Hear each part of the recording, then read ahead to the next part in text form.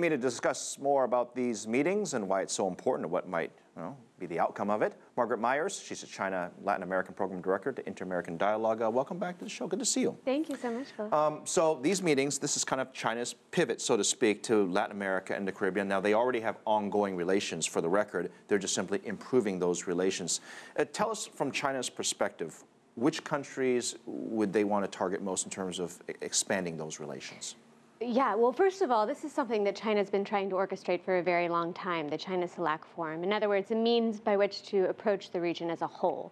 And that's exactly what they're doing at this point, right, today and tomorrow in Beijing. But the countries they're probably most interested in engaging are those countries with which they have already quite a bit of trade. You know, they're major trade partners: Brazil, Peru, Chile, some others, but also countries that have considerable natural resources. I mean, although China's growth is slowing, its need for major commodities is not, especially agricultural commodities. No matter whether the economy slows or not, China needs to feed its growing population. So Brazil, Argentina, major soy producers, of tremendous importance. And then there's the other way around, right? What can China provide for Brazil in terms of investments, in terms of energy needs, in terms of exports, consumer goods? I mean, isn't that a big part of it as well? That's exactly right. China is still a major provider of inexpensive consumer goods, which helps many families, many individuals in Brazil to purchase things at lower cost.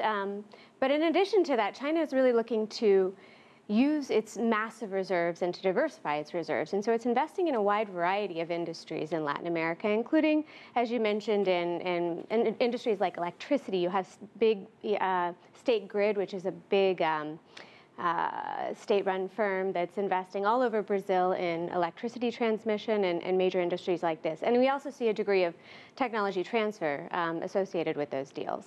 We have seen in the past high-speed rail projects, port projects, free trade zones, industrial zones.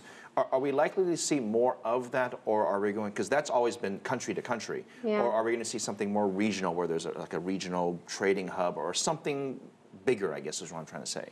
I think we will see bigger agreements, if not regional, then at least sub-regional. One big project that China is interested in is a railway running from Peru all the way through Brazil, a sort of Panama Canal alternative, something that's been proposed also in Colombia and Venezuela. So I think we'll see big deals like that. And I think we'll see some financing, regional financing for big infrastructure projects.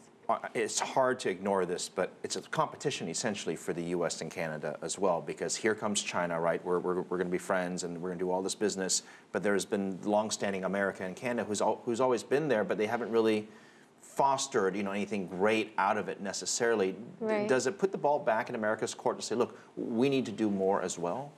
Yeah, I mean, I think it's a real impetus for the U.S. to focus a little bit more on foreign policy in Latin America. Certainly that's what many Latin American countries it's hard to ignore saying. that. It's hard to ignore that dynamic. But really, I mean, the U.S. is still the top trade partner by far at this point for the region and invests considerably more than China does in the region. So that's still very much the case. Although, I'm sure that many in the U.S. are feeling a degree of competition as China's presence increases. You mentioned some of the industries earlier, and it's great that there's going to be more trade and there's going to be more talk of trade and all this stuff. But what about the challenges? I mean, there's different cultures involved.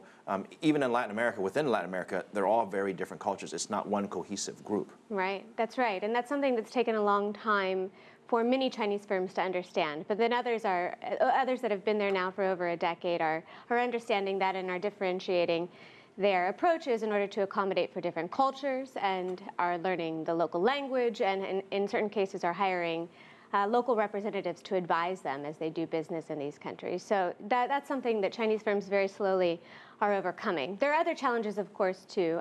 Chinese often operate in the extractive sector, and that's difficult sector, notorious for corruption and also for environmental challenges, and that's something that Chinese firms have had to grapple with as well. Well, and Latin American companies as well. Yeah, very quickly, I've got another half minute or so.